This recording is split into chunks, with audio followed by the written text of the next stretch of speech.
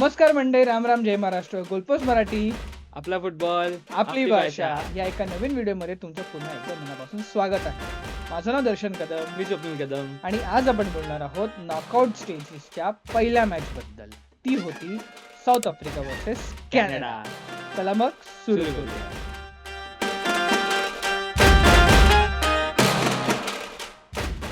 तर मित्रांनो, south Africa versus Canada ही या वर्ल्ड कपची पहिली नॉकआउट मॅच झालेली आहे आणि स्कोर लाईन होता 0-1. साऊथ आफ्रिका या वर्ल्ड कप पासून दूर गेलेली आहे, लांब गेलेली आहे, घरी गेलेली आहे, मामाच्या गावाला गेलेली आहे, पण कॅनडा ही अजून जिवंत आहे. येस, कॅनडा जिवंत आहे आणि कॅनडाने राऊंड ऑफ 16 मध्ये प्रवेश केलाय. एक भारी 90+2 मिनिट्स वाला जो गोल मारलाय एस्टाकियोने त्याच्यामुळे. पण या मॅच बद्दल बोलायच्या अगोदर थोडीशी मी तुला एक छोटीशी गोष्ट सांगतो. तुला माहितीये फिफाने एका वेळेला साऊथ आफ्रिकेला बॅन केलं होतं आपल्या फिफा वर्ल्ड कप मध्ये किंवा फिफाच्या टुर्नामेंट मध्ये खेळताना. आणि इव्हन कॅनडाने सुद्धा बॅन केलं होतं साऊथ आफ्रिकेला कॉमनवेल्थचा जे गेम झाले होते 1989च्या आसपास कुठेतरी. आणि त्याच्यानंतर आले नेल्सन मंडेला. त्याच्यानंतर सगळं चित्र पलटलं आणि त्याच्यानंतर साऊथ आफ्रिका ही कॅनडामध्ये आणि USA मध्ये वगैरे खेळायला गेली आहे. आणि कालची मॅच ही तशी ऐतिहासिक होती, कारण त्या इन्सिडेंट नंतर पहिल्यांदा साऊथ आफ्रिका आणि कॅनडा ही एकमेकांसमोर खेळणार होते. कुठेतरी हा रेसिझमचा विषय आहे. स्वप्नील, चांगलं बोललास तू, बरोबर आहे. रेसिझम हे कुठेच आम्ही सहन करत नाही, फुटबॉलमध्ये तर अजिबात सहन केला जात नाही. स्वप्नील, आपण आता पुढे जाऊया. स्टॅट्स बघूया साऊथ आफ्रिका आणि कॅनडाचे. स्टॅट्स बघता कॅनडाने 12 शॉट्स क्रिएट करून 7 शॉट्स ऑन टार्गेट आहेत आणि ते साऊथ आफ्रिकाने 6 शॉट्स क्रिएट करून 1च शॉट ऑन टार्गेट आहे. येस. आणि अटॅक खूप चांगला केला होता कॅनडाने. कॅनडाच्याकडे चांगले चांगले प्लेयर्स होते. एस्टाकियो, जॉनॅथन डेव्हिड वगैरे असे सगळे भन्नाट प्लेयर होते. आणि त्याच्यासमोर साऊथ आफ्रिकेचा हा डिफेन्स त्यांनी ट्राय केला रोखून ठेवायसाठी. ऑलमोस्ट 90 मिनिट्स पर्यंत त्यांनी रोखून ठेवलं पण होतं. पण 90+2 मिनिट्स तो एक भारीवाला गोल आला होता आणि त्याच्यामुळे अख्खं चित्र बदललं. आणि फायनली कॅनडा होस्ट नेशन्स हे पुढच्या राऊंड मध्ये गेलेले आहेत. आणि एस्टाकियोने ज्याने गोल मारला त्याची पण अशी स्टोरी आहे की तो सुद्धा पहिले पोर्तुगालला रिप्रेझेंट केलं होतं त्याने त्याच्या अंडर-19 अंडर-20च्या डेज मध्ये. त्याच्यानंतर 2019-20च्या आसपास त्याला एक ACL इंजुरी झाली. तो 8-9 महिने बेड रिडन होता आणि त्याच्यानंतर त्याने परत कॅनडाची सिटिझनशिप घेतली. आणि त्यानंतर आता त्याने कॅनडा सोबत आपला वर्ल्ड कपचा सगळ्यात मोठा गोल मारलाय मित्रा. एस्टाकियोचा परफॉर्मन्स फार उत्तम होता. कॅनडाचं आपण आता पुढचं भवितव्य बघूया. उद्या आहे सकाळी 6 वाजता नेदरलँड वर्सेस मोनाको. त्याच्यामध्ये जो जिंकेल तो डायरेक्ट कॅनडाशी भिडणार आहे. येस. आणि मला तरी असं वाटतं कुठेतरी की तिथे कॅनडाचा हा शेवटचा मॅच असू शकते. कदाचित असू शकते, कदाचित असू कारण शकते. समोरच्या टीम ह्या खूप बलाढ्य टीम आहेत, बलाढ्य मोठ्या टीम टीम आहेत. आहेत. आणि कुठलीही टीम आली तरी त्या दोन्ही टीम कॅनडाला हरवण्याचा एक त्यांच्यामध्ये स्ट्रेंथ आहे इझिली. इझी स्ट्रेंथ आहे. आपण साऊथ आफ्रिकाचे थोडे प्रशंसा केली पाहिजे, कारण का इथपर्यंत ही एवढी मोठी टीम पोहोचलेली आहे. मला फक्त त्याच्या एकाच प्लेअरचं नाव घ्यायचं, तो आहे परत गोलकीपर. सतत गोलकीपरच येत आहेत. गोलकीपर विलियम्स हा गोलकीपर आहे. 12 शॉट्स कुठेतरी क्रिएट झाले होते, त्यातले त्यांनी 7 शॉट्स हे ऑन टार्गेट होते त्यांच्यासाठी आणि त्यांनी हे सगळे रोखून धरले होते. 90 मिनिटापर्यंत हा भाऊ शेवटच्या मिनिटापर्यंत हा उभा होता, फाईट करत होता. पण तो गोल जो झाला तो झालाच. आता मला तर कुठेतरी असं वाटत होतं की ही मॅच पेनल्टीजला जाणार. जाणार. आणि जर चुकून ही पेनल्टीजला गेली तर त्याचा परफॉर्मन्स बघता मला तर असं वाटतं साऊथ आफ्रिका जिंकली सुद्धा असती जिंकली सुद्धा असती, कारण का साऊथ आफ्रिकाला एक्सपिरियन्स आहे पेनल्टीचा, कॅनडाला तितका नाहीये. बट जे झालं ते झालं. साऊथ आफ्रिका ही हरलेली आहे आणि आता पुढे गेलेली आहे ती कॅनडा. येस.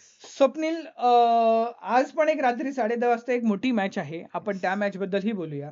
ती मॅच आहे ब्राझील आणि जपान. हो, काय भन्नाट मॅच होणार आहे मित्र ही वाली. आणि अख्ख्या जगाचं लक्ष असणार आहे या मॅच कडे, कारण तुला माहिती आहे याच्या अगोदर ब्राझील आणि जपानची एक 2025ला एक मॅच झाली होती आणि त्याच्यामध्ये जपान ही मॅच जिंकली होती. ब्राझील पहिल्या हाफ पर्यंत तो 2-0 ने अप होते. त्याच्यानंतर 3-2 ने खतरनाक वाली मॅच जिंकली होती जपानने. तर काय वाटतं काय होईल तुला आजच्या त्यांचा match मध्ये? जपानचा जो प्लेअर युएदा हा फुल फॉर्म मध्ये आहे. तो पूर्ण सगळ्या मॅचेस त्याचा परफॉर्मन्स बघितला तर तो ऑलमोस्ट 8.5 स्टार रेटिंगच्या वरती खेळलेला आहे. तो चांगला खेळतोय. त्याच्यानंतर त्यांच्याकडे बरेच सारे असे प्लेयर्स आहेत. त्यांचा गोलकीपर सुझुकी हा एकदम फॉर्म मध्ये आहे. उगाचच हे लोक इथपर्यंत पोहोचले नाहीत. आणि कुठेतरी मी स्वतः आज मुद्दाम एशियन टीम म्हणून मी जपानला नक्की सपोर्ट करेल. ब्राझील ही फेवरेट आहे आणि ब्राझील आणि नेमार हे सगळे फेवरेट आहेत. ऍग्रीड. काय रिझल्ट असणार आहे तोही आपल्याला माहिती आहे, पण तरी सुद्धा आपण जपानला सपोर्ट केलं पाहिजे. आजची मॅच ही होणार आहे ही Brazilian samba free style football versus जपानची डिसिप्लिन आणि एक शेप ठेवणारी टीम. काय वाटतं तुला, कशी एकदम किती टफ मॅच होणार ही मॅच बघताना यार? हाजिमे मोरियासू हा त्यांचा जो कोच आहे तो काही सोडणार नाहीये. तो तो दर मॅचला तुम्ही बघत असाल तो नोट्स लिहित असतो. तो हो. काय लिहितोय? तो डेथ नोट लिहितोय का कुठलं काय करतोय? अॅनिमे फॅन्स तुम्ही नक्की कमेंट करा. डेथ नोट लिहितोय तो आणि कदाचित. त्यांची एक टॅक्टिक्स बघितली होती तू आधीच्या मॅचमध्ये. एक बोर्डवरती एक नंबर लिहून ते नंबर मग लिहून दाखवायचे काहीतरी असे शो आणि करायचे. त्याच्यानंतर त्यांचा गेम बदलायचा गेम आणि बद्दल आणि 1-2 ते मॅचेस जिंकायचे हो, आणि हो. ते कन्व्हर्जन व्हायचं. माहीत नाही it will be very surprising to see Japan to play in such a group in such a big level with Brazil. Swapnil मला एक विचारायचं आहे, नेमार खेळू शकतो का ही मॅच? नेमार मला असं वाटतं, की फुल टाईम म्हणजे पूर्ण 90 मिनिटं तो नाही खेळणार मागच्या मॅचसारखा. कारण त्याचा पहिला जो गेम बघितला तो थोडाफार जो खेळला त्याच्यामध्ये, तर असं वाटलं होतं, की तो अजून पण तेवढा मॅच फिट नाहीये. कदाचित तो सेम एक 25-30 मिनिटं वगैरे येऊन खेळून जाईल शेवटचं वगैरे. पण संपूर्ण मॅच खेळणं थोडंसं कठीण आहे नेमारचं असं वाटतंय. प्रेडिक्टेड लाईनअप्स आपण बघूया ह्याच्यामध्ये. मला वाटतं कोण-कोण खेळणार आहे. जपानचं पॉसिबल प्रेडिक्टेड लाईनअप होणार आहे. सुझुकी जो गोलकीपर आहे तो खेळणार आहे. इटो त्यांचा डिफेंडर आहे. तोमियासू हा पण एक डिफेंडर आहे. इटाकुरा हा पण एक डिफेंडर आहे आणि नंतर दुआनो, सानो, तानाका, नाकामुरा, कमेदा, माएदा आणि युएदा हे एक प्रेडिक्टेड लाईनअप आहे आणि हीच लाईनअप ही जपान आतापर्यंत ह्या वर्ल्ड कपपर्यंत जेवढे मॅचेस आहेत ते उतरून खेळलेली आहे. ब्राझीलचं लाईनअप बघता मला वाटतं स्वप्नील कदाचित आज रफिनाचा परत कमबॅक होऊ शकतो का? रफिनाचा पण कमबॅक थोडासा मला मुश्किलच वाटतोय मित्रा. कारण त्याची जी इंजुरी होती ती थोडी सीरियस इंजुरी होती. कदाचित पुढच्या मॅचमध्ये तो आपल्याला थोडे मिनिटं बघायला मिळू शकतो. पण मी तुला सांगेन, की ब्राझीलच्या 2 प्लेयर्सवरती माझं खूप मोठं लक्ष राहणार आहे. एक म्हणजे विनिसियस विनिशियस ज्युनियर ज्युनियर, आणि दुसरा म्हणजे त्यांचा जो दुसरा विंगर आहे रायन म्हणून. रान. 20 वर्षाचा मुलगा आहे तो, पण काय फुटबॉल खेळतोय मित्रांनो आणि विनिसियस ज्युनियर हा कार्लो अन्चेलोटीच्या अंडर जो खेळतो त्याला काही तोडच नाहीये आणि तो आपला फॉर्म घेऊन येतोय. 3-4 गोल मारून येतोय तो ग्रुप स्टेजेसमधून. तर त्याच्यामुळे हे 2 प्लेयर्स नक्की. बघण्यासारखे. मला सांग स्वप्नील प्रेडिक्टेड स्कोर काय वाटतं तुला? मला तरी असं वाटतं, की 2-0 किंवा 3-1 असा काहीतरी स्कोर लाईन वगैरे असावा या मॅचचा आणि एंडला. कुठपर्यंत ही मॅच जाऊ शकते? कुठपर्यंत? हां, पण मला असं वाटतं, की 90 मिनिटामध्ये रिझल्ट येईल अशी येईल? मॅच असेल. एक्स्ट्रा टाईममध्ये जाणारी मॅच वाटत तर नाहीये मला. कमेंट सेक्शनमध्ये तुम्ही पण सांगा मला तुम्हाला ह्या मॅचचा रिझल्ट काय वाटतोय? मला तरी स्वप्नील वाटतंय, की हा 90 मिनिट्सपर्यंत एक ॲट लीस्ट 1-1 हा स्कोर होईल. हो, कारण हो. का जपानच्या मी मॅच 2 बघितल्या आहेत हं. त्याच्या आधीचे आणि जपाननी ही टफ दिलेली आहे. त्यांच्यापर्यंत आजपर्यंत जे आपण आलेले आहेत त्यांच्यासमोर मी त्यांची नावं घेतो त्या टीम्सची. स्वप्नील तू विसरला असशील नेदरलँड्स आणि जपान ही मॅच झाली होती. नेदरलँड्स आणि जपानचा स्कोर हा 2-2 2-2 होता. होता. येस. हा 2-2 होता. त्याच्यानंतर जपान व्हर्सेस ट्युनिशिया एक मॅच झाली होती. जपान 4-0 ने जिंकली हो. होती. आपण कुठेतरी अंडर एस्टिमेट करतोय असं मला वाटतंय. हां. आम्ही अंडर एस्टिमेट कोणालाच करत नाही आहोत. पण स्ट्रक्चर आणि प्ले बघता आता ब्राझील एक त्यांचा ऑरा आणि त्यांची एक इमेज घेऊन येणार आहे. त्या अगेन्स्ट जर आपण जपानला बघितलं तर कदाचित थोडासा त्यांचा खालतीच असणार आहे नंबर्स. पण तरीसुद्धा आम्ही सपोर्ट करणार आहोत जपानला आजच्या मॅचसाठी आजच्या तरी. मॅचसाठी ऑफ तरी. कोर्स कारण एशियन टीम बायसनेस थोडासा येणार आहे. ऑफ थोडासा. कोर्स आणि आम्हाला हे पण पाहिजे की ब्राझिलियन टीम त्यांच्या स्वॅगने, त्यांच्या ॲटिट्यूडने खेळावं कारण ती बघताना एक वेगळीच मजा येते यार. आणि जर ब्राझील आज हरली तर?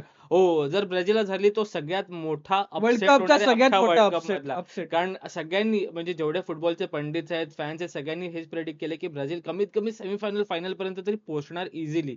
सो जर चुकून आज हा अपसेट झाला, जपानने जर हरवलं, तर बाप रे बाप! स्वप्नील फर्स्ट हाफमध्ये वाटतं कधी गोल येईल तुझ्या हिशोबाने? फर्स्ट हाफमध्ये मला असं वाटतं, की जर ब्राझीलने जी पहिल्यासारखी जी सुरुवात केली, तर मग कदाचित पहिल्या 5 मिनिटात पण गोल येऊ शकतो.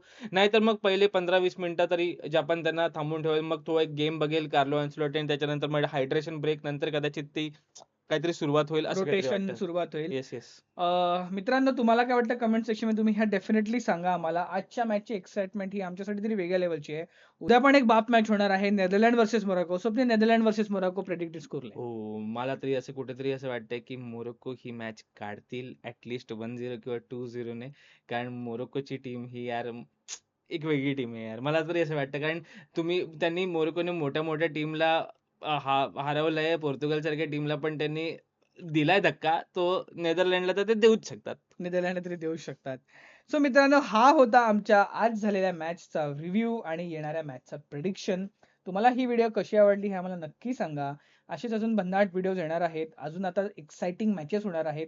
नॉकआउट्स होणार आहेत. 1-on-1 होणार आहेत. 2-on-2 होणार आहेत. 3-on-3 होणार आहेत. हो. सगळे धमाल होणार आहेत. वर्ल्ड कप हा आता एक त्याच्या एक्साइटिंग स्टेजमध्ये पोहोचलेला आहे. आम्ही पण अशी एक्साइटिंग रील्स आणि व्हिडिओज बनवत आहोत. तुम्ही नक्की आमच्या Instagram चॅनलला सपोर्ट करा. फॉलो करा आम्हाला. ही व्हिडिओ नक्की शेअर करा. हा होता एक भन्नाट व्हिडिओ गोलपोस्ट मराठी. आपला फुटबॉल, आपली आपली भाषा. भाषा.